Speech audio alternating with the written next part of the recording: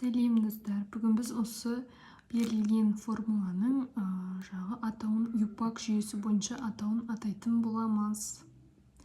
Осылай беріледі негізінен формула. Мына жердегі с-лардың санын санап шықсақ және h-тың санын санап шығатын болсақ, яғни бізде осындай формула шығады, яғни пентан формуласы, яғни барлығын санап шықтым. Енді юпак бойынша осының атауын атаймыз. Ең бірінші мынау әрқайсысын жеке-жеке орналастырып аламыз, ал мына жақшаның ішіндегін ол радикал жоғары бөлігіне не астыңғы жағына жібереміз.